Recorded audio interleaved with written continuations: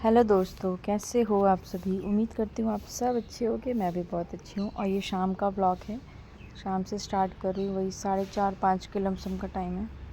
तो अनाया अभी सो रही है, मैं ऊपर आ गई हूँ कपड़े उठाने के लिए। और ये टाइम मुझे छत पे बहुत अच्छा लगता है, सच्ची बहुत।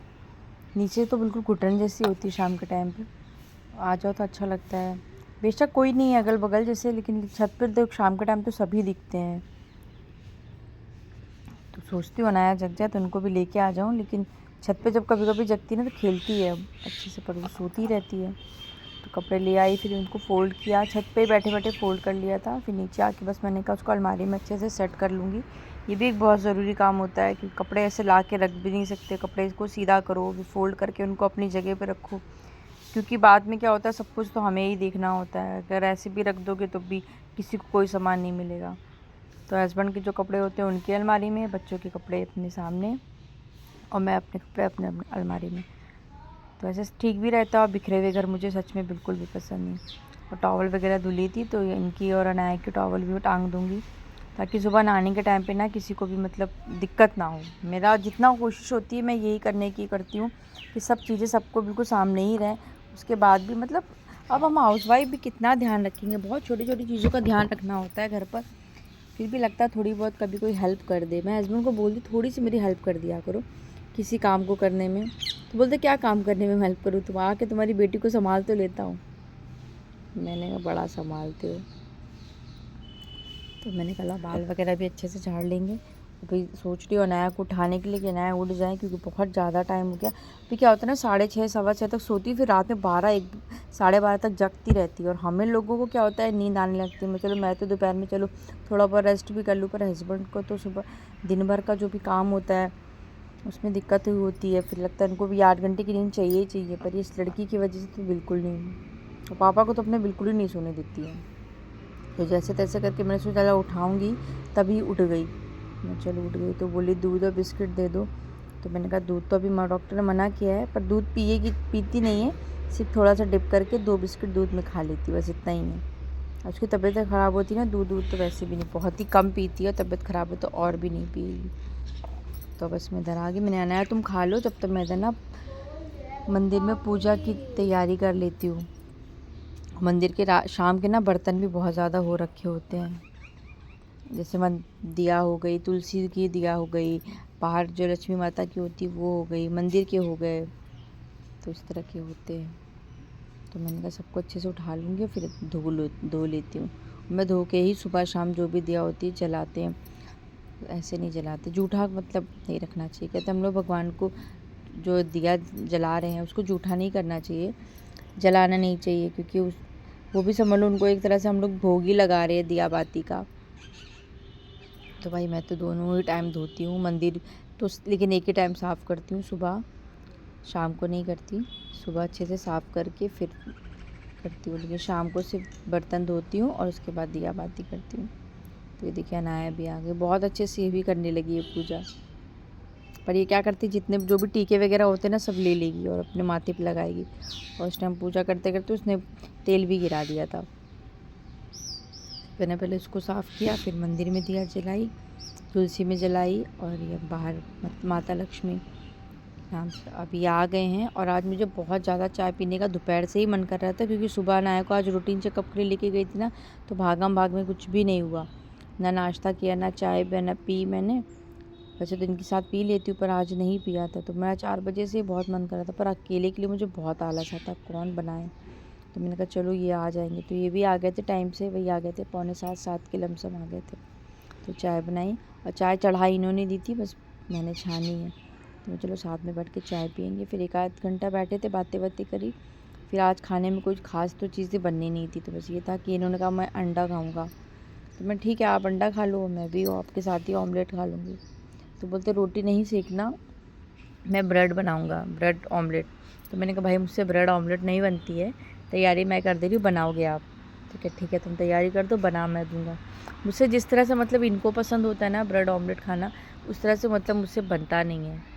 जबकि सब कुछ डालती हूँ, तैयारी देखिए मैं ही कर रही हूँ, बस इनको क्या होता है बनाना होता है, फिर भी मुझसे उस तरह से नहीं बन पाता है। तो मैंने कहा जब भी हम लोग बच्चे से बाहर दिखाते हैं ना, तो बहुत गौर से देखते हैं कि वो उसने पहले ब्रेड में क्या डाला, फिर ब्रेड के ऊपर क्या डाला। तो मैंने कहा बहुत गौर से चीज़ें देखते हो ना, तो आप बनाओ। तो बोलते ठीक है। ये देखो खड़े होके कह रहे बहुत कम तेल में बनाऊंगा। मैं तो इतना तो तेल डालो ही कि ऑमलेट अच्छे से लाल हो जाए। वही लगे हुए। मैंने कहा थोड़ा थोड़ा खाना बनाना सीखो। कह रहे बस यही काम तो रह गया है दिन भर काम करो ऑफिस में, शाम के आके तुम्हारी लड़का बच्चा संभालो और फिर उसके बाद खाना भी बनाओ। वही मैं कह रही ऐसे मत करो, फट जाएगा। वो चला रहे थे, इसके ऊपर से वो ब्रेड वगैरह लगा देंगे और मुझसे कहते पलटो तान्या, मैं पलट नहीं पाऊँगा।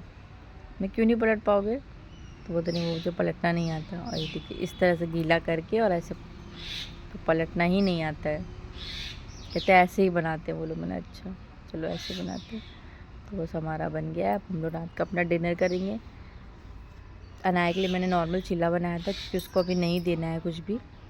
और किचन में आज कोई खास ज़्यादा सफाई करनी नहीं थी, तो मैंने कहा लाओ ये वाला हिस्सा भी मैंने साफ़ कर दूँ, क्योंकि चूहों ने बहुत गंदा करके रखते हैं। तो इसको हर 3 दिन 2 दिन में मतलब मुझे साफ़ करना ही पड़ता है। तो अनाया इधर जब तक खेल रही थी, मैंने कहा लाओ फटाफट इधर की मैंने कहा सफाई कर लेते। तो ये डिब्बे को पोछ के ये वाला काउंटर था जिसको मैंने साफ़ किया। अब मैं किचन साफ़ करूँगी। और कितना भी थोड़ा काम मतलब खाना हो, पर किचन की जो क्लीनिंग का काम होता है वो तो उतना ही होता है। बस ये होता है कि हाँ भाई बर्तन थोड़े कम होते हैं। और मेरी आदत है, मैं रात में किचन वगैरह अपना क्लीन करके ही सोती हूँ। मेरा बिल्कुल भी मन नहीं मानता है। जैसे बीच में मेरी बहुत तबीयत ख़राब थी, मेरे पैर इतने दर्द होते, फ्राइडे की मैं आपको बात बता रही हूँ, इतने पैर में दर्द, इतना पैर में दर्द कि मैं खड़े भी नहीं हो पा रही थी। फिर भी मेरे को युवा इन्होंने बोले छोड़ दो बर्तन, किचन साफ़ कर लो, बर्तन छोड़ दो, कल सुबह धो लेना। मैं कहा नहीं, मेरा मन ही नहीं माना। मैं उठ के गई, मैंने कहा किचन साफ़ करने।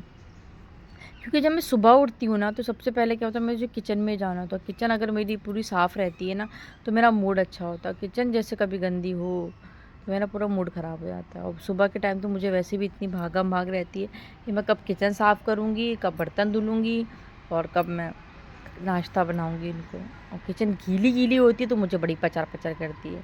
तो ऐसा अगर आप लोगों के साथ भी होता है तो प्लीज़ मुझे कमेंट करके बताइएगा किस किस को पसंद है किचन साफ़ सुथरी रहना। तो भाई मुझे तो बहुत पसंद है कि मेरी किचन हमेशा साफ़ सुथरी रहे। चिपचिपी तो बिल्कुल ही ना हो। चिप होती है ना, तो उसमें बड़ी बड़ी मुझे गिन आती है। तो बस तो बहुत थोड़े बर्तन थे। इनके टिफ़िन थे जो हम लोगों ने खाया था, वो थी 2 प्लेट थी, फ्राई पैन थे और चाय के बर्तन थे, बस ज़्यादा बर्तन नहीं थे। तो मैं अनाया भी खेल रही है, मैंने कहा फटाफट से ये काम भी कर लेते हैं। और सोते सोते भी कुछ काम ऐसे होते हैं जो मेरे बढ़ जाते हैं। जैसे अभी इस टाइम क्या हो, हम लोग पैकेट वाला दूध ले रहे हैं, तो दूध तो पी नहीं रहे हैं। दूध के लिए जबकि बात करके आई हूँ, तो वो कह रहे 10-15 दिन के बाद से दूध मिलेगा इवनिंग का। और सुबह टाइम नहीं है मेरे पास जाने के लिए कि मैं सुबह लेकर आऊँ, क्योंकि तो बोली 10-15 दिन रुक जाइए, उसके बाद मैं आपको गाय का दूध दो दूँगी। मैं ठीक है। और पैकेट वाला दूध मुझे बिल्कुल भी पसंद नहीं आता। अनाया को भी मैं बहुत थोड़ा थोड़ा ही करके देती हूँ, क्योंकि पता नहीं क्यों मुझे अजीब सी उसमें से स्मेल आती है। तो अभी हम लोग दूध नहीं पी रहे हैं, सिर्फ चाय वाय के लिए रहता है दूध, पैकेट वाला ही ले लेते हैं। और फिर भी पता नहीं चलता 1 लीटर दूध पैकेट वाला कहाँ चला गया। तो किचन साफ़ किया। किचन के जो मतलब कपड़े होते हैं उसको भी मैं धोकर, और किचन का जो वो होता है ना दरवाज़ा, उस पर डाल देती हूँ। और अब हम लोग इस समय क्या होता है, इनको तो मैं पर डे देती हूँ किशमिश वाला पानी। तो मैं अपने पे बिल्कुल भी ध्यान नहीं देती, बिल्कुल भी ध्यान ना। मैं कोई ड्राई फ्रूट्स लेती हूँ, ना मैं टाइम से नाश्ता कर रही हूँ, ना टाइम से खाना खा रही हूँ। जैसे मैंने आपको बताया कि मैं नाश्ता और खाना एक साथ ही हो रहा है, बिल्कुल भी ध्यान नहीं दे रही हूँ मैं अपने ऊपर। तो वही मेरे से बोल रहे हैं। और इसमें सिपर में ना अनाया का वो ORS का घोल है, वो अगर बना के दे दो, ऐसे ग्लास में दो तो नहीं पीती है, ऐसे तो बहुत अच्छे से पी लेती है। तो पी रही है। और इस समय मैं सरसों की तेल की मालिश कर रही हूँ अनाया के पैर में। इससे काफ़ी फ़ायदा दिख रहा है। मैं भी अपने रात में पैरों में तलवे में लगा के सोती हूँ। अभी इनकी भी पैरों की मालिश करूँगी। तो इससे आप लोग भी ना थोड़ा अपने पैरों में रात में सरसों का तेल लगा के अगर आप सोओगे ना, तो आपको काफ़ी फ़र्क दिखेगा पैरों पे। तलवे में मालिश करिए। चलिए दोस्तों, इस ब्लॉग को यही ख़त्म करते हैं। कल मिलते हैं नए ब्लॉग के साथ। उम्मीद करती हूँ आज का ब्लॉग आपको पसंद आया होगा। ब्लॉग पसंद आते हो प्लीज़ चैनल को लाइक और सब्सक्राइब कर दीजिएगा। चैनल पर नए हैं, बेल आइकन दबा दीजिएगा। और बस मेरा डेली का यही काम है, सर में सबकी मसाज करना। कितना भी थकी हूँ, पैरों की मसाज करना अपने लगाती हूँ। तो भाई इस समय मैं खुद पे भी ध्यान दे रही हूँ कि खुद की मालिश कौन करने आएगा। ये बोलते हैं मुझसे कभी कभी, मैंने नहीं, रहने तो मैं खुद कर लूँगी। तो ये छोटे मोटे काम है, मैं रात में करके सोती हूँ। चलिए दोस्तों, good night and take care and bye bye. Thanks for watching.